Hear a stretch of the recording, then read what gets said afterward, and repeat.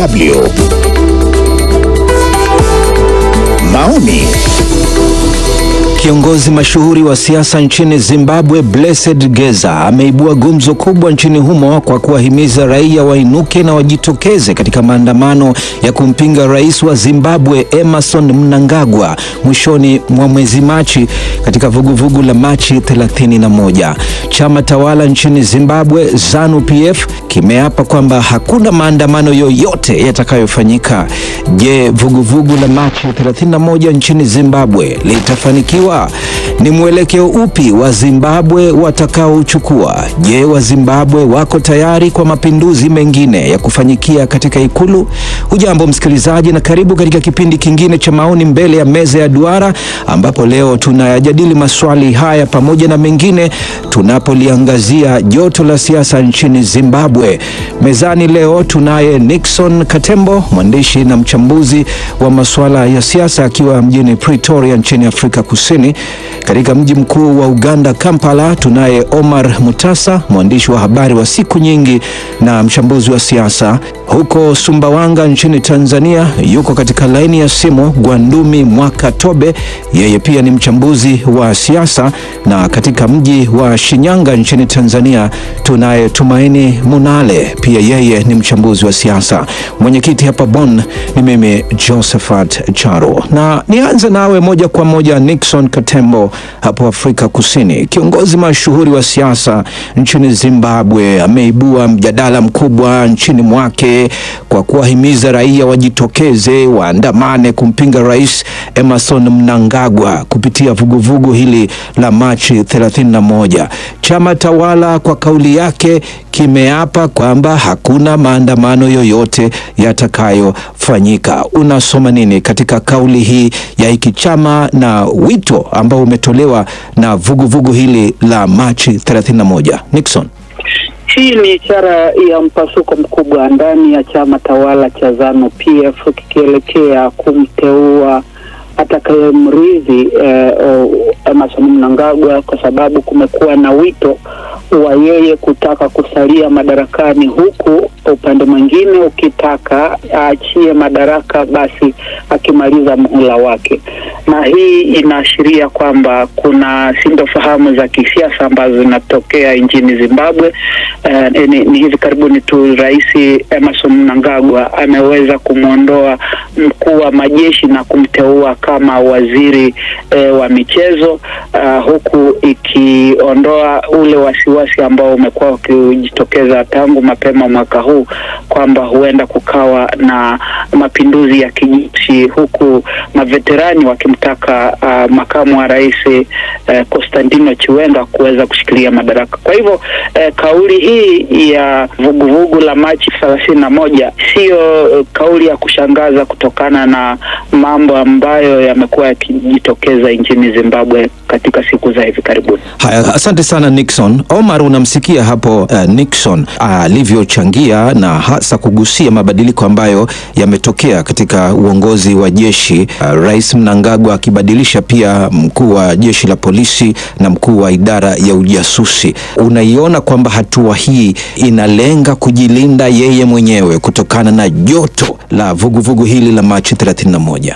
Bila shaka bwana mwenyekiti, kutokana na mabadiliko haya ambayo Rais Emmerson Dambuzo Mnangagwa ambayo ameweza kuyafanya, hii inaonyesha dhahir shahir kwamba kuna jambo ambalo linatokota katika chama tawala cha ZANU-PF. Na ilivyokuwa kwamba tunasikia hao maveterani sasa hivi wanaonekana kwamba sidhani au wamemchoka huyu bwana Mnangagwa ambaye naye ana jina la kuitwa Mamba. Sijui kama wamemchoka na wanamtaka Chiwenga sasa hivi achukue nafasi. Lakini yote hayo kadri siku zinavyoelekea mbele, hatujui hiyo tarehe 31 itakuwaje, ikiwa hii March kama inavyozungumzwa na wapinzani wa Mnangagwa. Sijui kama wataweza kufanikiwa, kwa sababu nakumbuka safari moja nilipokuwa kizunguka bunge la Zimbabwe pale, yalikuwa matenki ya kijeshi kila sehemu ambayo ilikuwa ni sehemu nyeti ya serikali. Kwa hivyo Sijui kama safari hii itakuwa hivyo, ingawa Nick, msemaji wa chama cha ZANU-PF, alisema kwamba msiwe na wasiwasi, hata wakiona haya magari ya diraya, wakiona vifaru vikiwa katika mji wa Harare, watulie tu, itakuwa ni kama wanafanya mazoezi. Lakini kuna jambo ambalo wengi wanaona kwamba huenda likajitokeza. Haya, asante.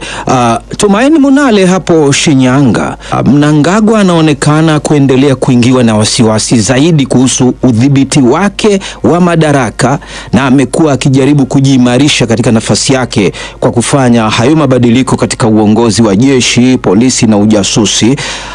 Siku ya Jumanne wiki hii alimtimua Anselm Sanyatwe. Huyu ni jenerali nambari 2 na mkuu wa jeshi la nchi kavu. Ni mabadiliko ya 3 kufanywa na Mnangagwa katika miezi ya hivi karibuni, na Mnangagwa pia alimuondoa kamanda mkuu wa jeshi la polisi nchini Zimbabwe pamoja na mkuu wa idara ya ujasusi ya Zimbabwe. Vipi unaona hatua hizi kuelekea joto hili la vuguvugu la Machi 31? Tumaini. Asante sana kaka Joseph Adikaro.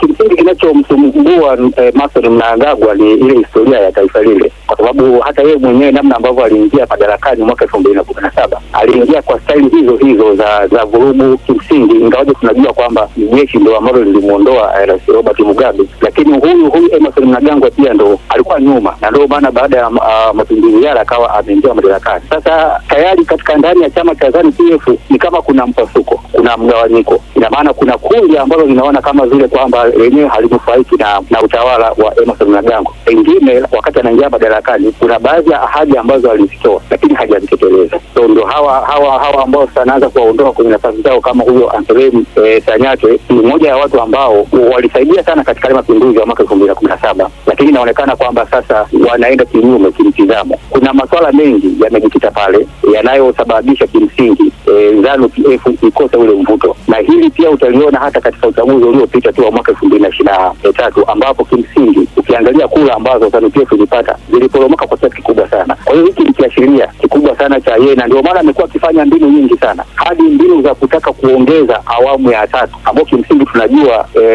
mapema mwaka jana aliyekuwa waziri wa haki na sheria Viambi alitamka kabisa kwamba wanafanya mchakato wa kufanya mabadiliko ya katiba ambayo yangerefusha awamu hii sasa, badala ya uchaguzi ufanyike mwaka 2028 uende mpaka 2030. Kitu ambacho pia ni moja ya vitu ambavyo vinachochea sasa mpango wa kufanya maandamano ambao umeitishwa ufanyike Machi 31. Japokuwa taifa la Zimbabwe jinsi lilivyo, jeshi lina nguvu kubwa katika taifa lile. Kwa hiyo sidhani kama mabadiliko makubwa yanaweza yakatokana na maandamano, lakini mabadiliko makubwa ndani ya Zimbabwe yanatokana na ndani ya jeshi. Sasa ndio hapo sasa ambapo kama Mnangagwa atakuwa amejipanga vizuri katika kuliweka vizuri jeshi liwe karibu yake, kama tu ambavyo alifanya wakati wa mwaka 2017 wakati Robert Mugabe anaondoka madarakani.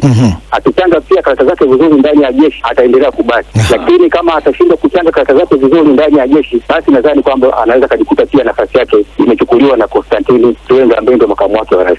Gwandumi, maveterani hawa wa vita wa zamani wamekuwa watu wazima sasa wenye umri mkubwa, na idadi yao pia imeendelea kupungua, lakini bado ushawishi wao katika siasa za Zimbabwe unaonekana kuwa na nguvu, na wana mafungamano na mashirikiano ya karibu na wakuu wa usalama, hasa baada ya kupigana pamoja katika vita vile vya ukombozi kupigania uhuru. Katika jukumu lake alilokuwa nalo kama mkuu wa kikosi maalum cha ulinzi wa rais nchini Zimbabwe, Rais Mugabe, huyu Sanyatwe huyu alikuwa na jukumu muhimu katika mapinduzi yale ya mwaka 2017, na pia alisimamia upelekaji wa wanajeshi waliowapiga risasi watu 6 na kuwajeruhi wengine wengi wakati wa machafuko ya baada ya uchaguzi Agosti mwaka 2028. Kuondolewa kwake na jinsi ambavyo joto la siasa linavyokwenda hivi sasa nchini Zimbabwe, unaona nchi inaelekea wapi, Gwandumi? Naam, asante sana mwenyekiti kwa kunishirikisha, lakini niwapongeze wachambuzi wenzangu walivyochambua vizuri. Kwanza niseme kuhusu hawa maveterani au wakongwe wa mapambano ya ukombozi. Pamoja na kwamba Zimbabwe ina jeshi ambalo linatumika sana kwenye kukidhi matakwa ya watawala hasa kung'ang'ania madarakani. Lakini pia hawa veterans ndio ambao wanaonekana ni walezi wa siasa zote ndani ya Zimbabwe, hususan kwenye chama cha ZANU-PF. Hawa watu wana nguvu, lakini pia wanaheshimika. Umesema kwamba wamepungua, ni wazee, lakini uwepo wao kama caretakers, watu ambao ni kama ndio walezi wa siasa zote za Zimbabwe, na bado wanaheshimika maeneo mengi, unakuta wanasikika sana sana. Na tukumbuke pia kwamba pamoja na kwamba jeshi lilihusika akina Constantine Chiwenga 2017, lakini hawa maveterans, akiwemo hata Mnangagwa, akiwemo hata huyu Bombshell Blessed Runeso Geza na wengine wengi, na huyu nayemsema ambaye sasa amehamisha seneta, ni watu wanaoheshimika kweli kweli na wanaamua siasa za Zimbabwe.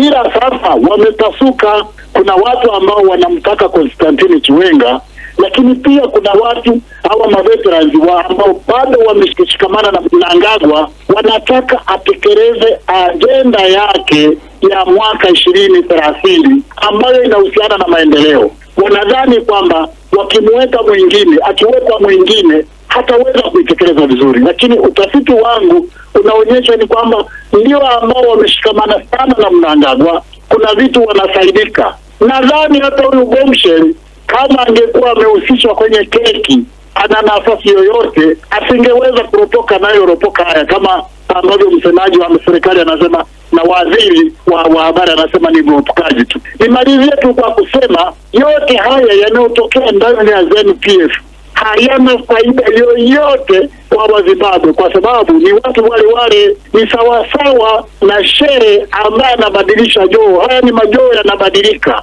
Limetoka joo linaitwa Mugabe, shehe ni yule yule. Limekuja joo linaitwa Mnangagwa, shehe ni yule yule. Kuna uwezekano pia akaja Chiwenga, mambo yakaya yale ya udikteta, nchi iliyojaa rushwa, iliyojaa upendeleo, lakini pia na uchumi na uporomoka. Wameacha kujadili mambo ya msingi ya Zimbabwe inayokabiliwana nayo, kama maaskofu waliosema, wanajadiliana namna ya kubadilishana madaraka. Inatia aibu, mwenyekiti. Haya, asante sana. Nitarejea kwako tena hapo baadaye. Omar, tuangalie kauli ambayo imetolewa na Geza na wito wake kwamba watu wajitokeze. Hakuna maelezo mengi sana kuhusu ni nani atakayeyaongoza maandamano haya, kwa sababu upinzani wenyewe kwa sasa hivi unaonekana umegawika. Chama cha Movement for Democratic Change MDC kimesema hakitoshiriki maandamano hayo. Kuna chama kile kingine cha CCC, Citizens Coalition for Change, kimesema nacho pia vile ni kama hakitashiriki maandamano yale. Vipi, unaonaje? Maana kulinganisha na mwaka 2017 upinzani ulikuwa umeungana na ule upande ambao ulikuwa unamuondoa Mugabe, lakini kwa sasa hivi mambo ni tofauti. Itakuwaje? Unajua, kuna jambo moja hapa. Mwaka 2017 alipoondolewa Robert Mugabe, wananchi wa Zimbabwe walifurahi sana, lakini sasa kufurahi kwenyewe walikuwa wanatoa huzuni yao waliokuwa nayo, ile joto lao siku nyingi waliokuwa nalo, ikawa kwamba walilitoa, wengine wakalia machozi kwa kumwondoa Robert Mugabe. Lakini wengine walipokuwa wakiulizwa kwamba lakini sasa hawa ndio wale wanaochukua madaraka, je, wakiwa watashindwa mtafanya nini? Wakasema safari hii na sisi tutasimama kidete kuona kwamba na sisi tunaondoa, kwa sababu tunachotaka kama sisi raia tuweze kupata haki zetu za msingi, tuweze kupata huduma bora. Tunajua kwamba Bwana Mnangagwa ndio mmoja katika watu ambao walishiriki katika mambo ya Ndebele kule Bulawayo wakati walipouawa watu wa Ndebele, ushafahamu. Sasa bado wananchi wanawajua kwamba ndio wale kama walivyosema wenzangu, na hili mimi nadhani ikiwa nitajitokeza, nafikiri wananchi wataweza kujitokeza safari hii, kuingia mabarabarani kuona kwamba wanaondoa hawa jamaa, na jambo ambalo sidhani kama litakuwa rahisi hivyo, kwa sababu wao wananchi wa Zimbabwe sasa hivi wana matatizo mengi bwana, wana matatizo mengi, maisha magumu sana Zimbabwe, maisha magumu sana. Sasa hivi tunasikia kwamba baadhi ya supermarket zimefunga, ushafahamu, hakuna, watu hawana pesa, watu wanakula mlo mmoja kwa siku, ushafahamu. Yote haya wananchi bado wamo katika hali mbaya ya kiuchumi. Kuna matatizo ya rushwa na ufisadi, yote yananuka ndani ya Zimbabwe. Sasa bwana Chiwenga na mwenzie huyo Mnangagwa tangu wachukue madaraka, nadhani walichofanya ni kidogo sana kuweza kurekebisha hali ya kiuchumi katika nchi hii ya Zimbabwe. Kwa hivyo hili swala sasa hivi linaonekana kwamba lilipokuwa limeanzia ndani ya ZANU-PF ndani, bila shaka hawa jamaa watagawanika mapande na tutasikia atakayotokea baadaye. Sasa hivi yule bwana Bomshela ambaye ndio katupa bomu kama jina lake anavyoitwa, Yesu hivi kaingia mitini, anatafutwa lakini hajulikani yuko wapi. Kwa hivyo bado sasa hivi hali inavyoonyesha ni kimya, lakini mambo yanakwenda chini kwa chini. Tutakapokuja kusikia alfajiri au pengine usiku kwamba mambo yameanza kulipuka. Hii ndio hali ambayo imo ndani ya Zimbabwe kwa wakati huo, bwana mwenyekiti.